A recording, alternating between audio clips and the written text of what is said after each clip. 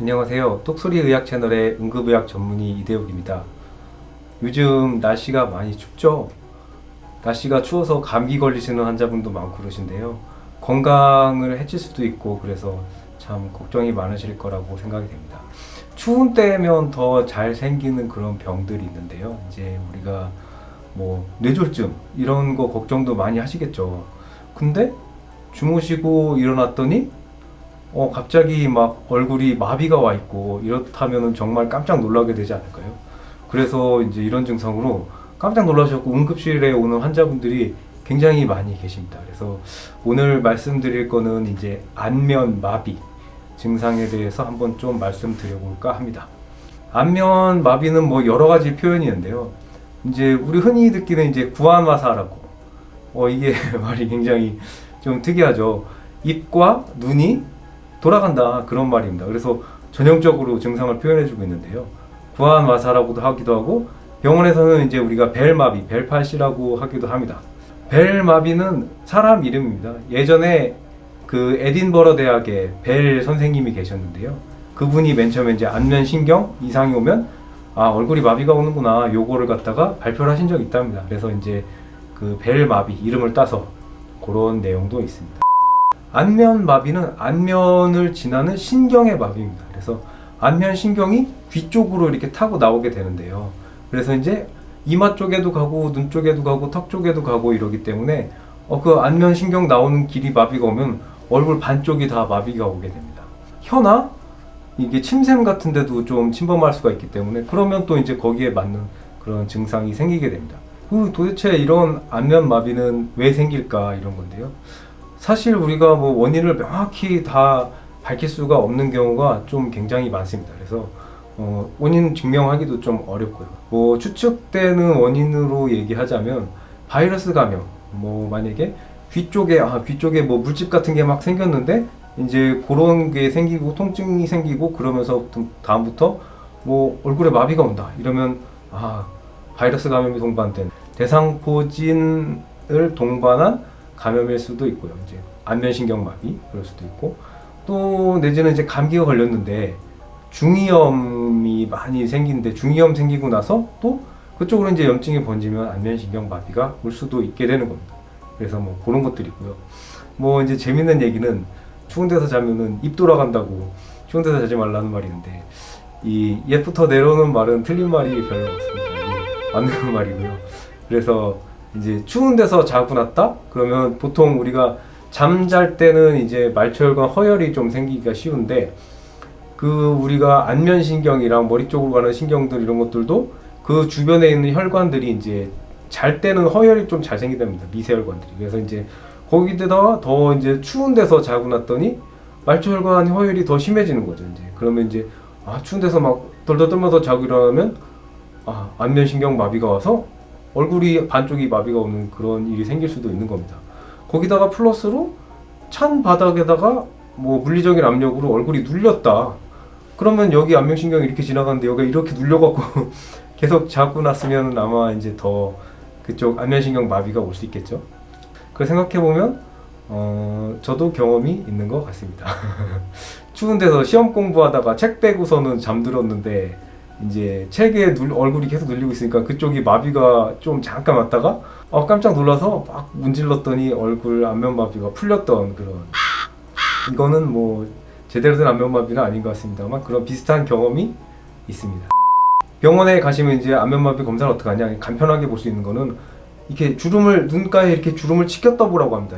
이렇게 위를 한번 보세요. 그러면 이제 안면마비 온 경우에는 이제 이마에 주름이 안 젖습니다. 이렇게 인상 쓰거나 치 뜨거나 그랬을 때 이마에 주름이 전혀 젖이지 않고 그 다음에 이제 이마에 이렇게 치 떴는데 한쪽은 이렇게 올라가는데 한쪽은 눈썹이 안 내려가고 이렇게 처지게 됩니다. 그런 것들이 있고요. 그 다음에 눈이 막 제대로 꽉 감아보세요 이러는데 눈이 안 감긴다든지 그 다음에 이제 팔자주름이 이렇게 있는데 팔자주름이 이제 안면마비가 와서 보톡스 맞은 것처럼 없어집니다. 그 다음에 이제 입꼬리도 이렇게 처지게 돼 있고요. 그 다음에 뭐 눈이 잘 안 감기니까 눈 건조가 올 수가 있고 입도 구강 건조가 올 수가 있고 청각도 이제 과민해지는 증상도 있을 수가 있다고 합니다.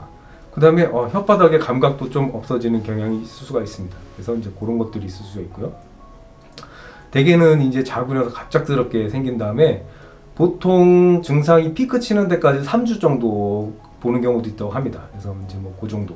그다음에 길게 가면은 최대 증상 보이는 6개월 이내에는 회복이 돼야 된다. 만약에 이제 6개월이 지나면서도 어느 정도의 그런 제대로 된 회복이 안 되고 증상이 계속 남아있다 그러면 아마 다른 원인이 있는지 뭐 말하자면 뭐 안 좋은 거지만 뇌종양이라든지 뇌병변이라든지 이런 걸 한번 또 고려해 보아야 될 필요가 있습니다.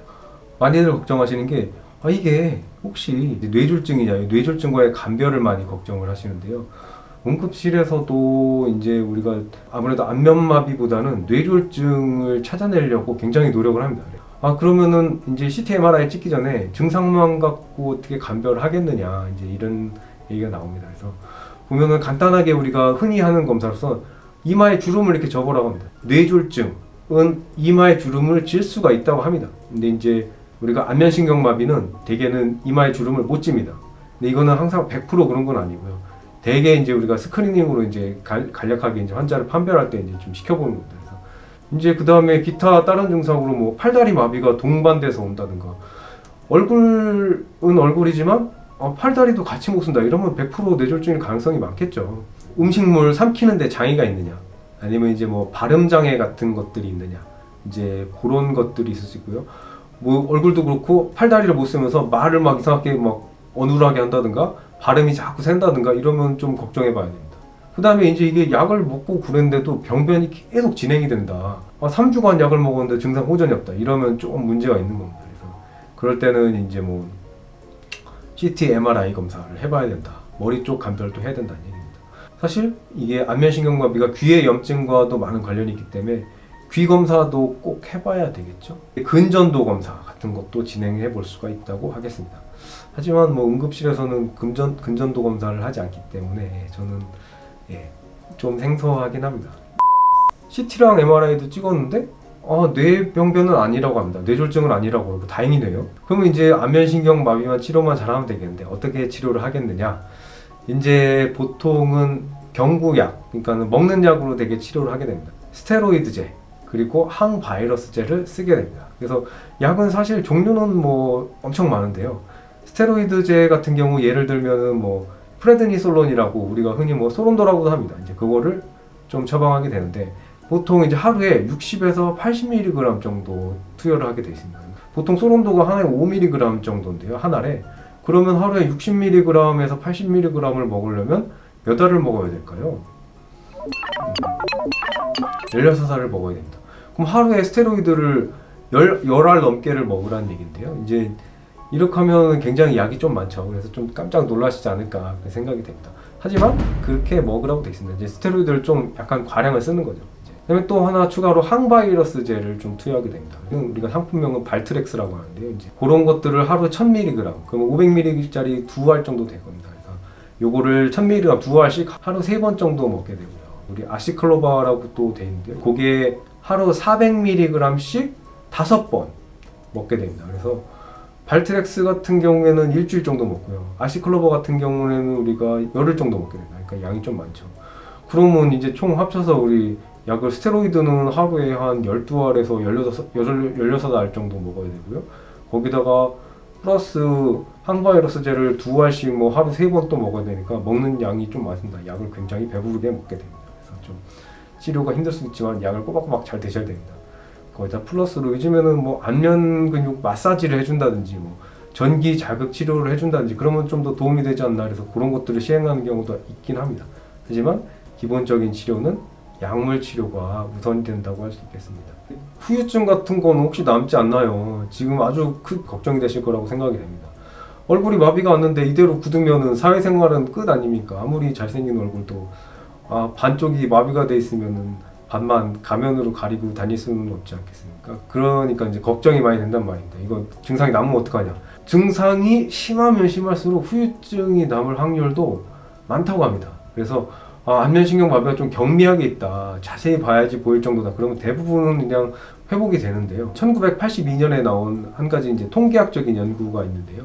치료를 안 했답니다. 안 해놓고선 이제 그냥 나중에 어떻게 됐나 요거를 조사를 해가지고 알게 된 거죠. 이제 그런 연구를 한 건 아닙니다. 그러니까는 치료를 환자가 왔는데 당신은 치료를 안 할게요 이렇게 했고 영광 그냥 치료 안 받고 지냈던 사람들에게 이제 조사를 해갖고 이제 그런 나온 결과를 확인해 봤더니 치료 안 한 사람 1000명 중에 봤더니 완전 안면마비가 3분의 1, 그다음에 불완전마비가 3분의 2 정도 됐는데 치료를 안 했는데 완전 회복이 한 70% 정도가 됐다고 합니다. 증상이 경미하다면 그냥 완전 회복될 가능성이 많은 거죠. 한 16%쯤에서 이제 좀 눈에 보일 정도의 안면마비가 좀 남았다고 합니다. 조금이라도 안면마비가 남으면 좀 슬프겠죠.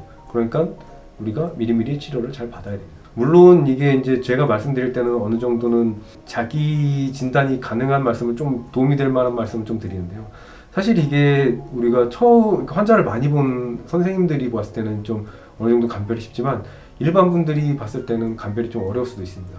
그래서 사실은 가까운 의료기관을 찾으셔서 증상을 말씀하시고 이제 좀 도움을 받는 것도 방법입니다. 만약에 이 환자분들이 뭐 연세가 많으시다든지 아니면 뭐 당뇨나 무슨 다른 합병증이 있으시다든지 그래서 나는 뇌졸중이 올 만한 그런 많은 위험 인자가 있다.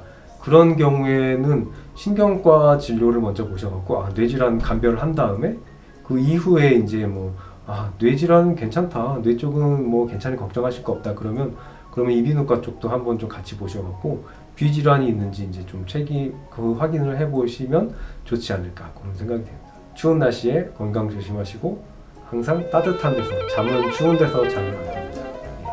그런 말씀을 드리고 마치도록 하겠습니다. 감사합니다.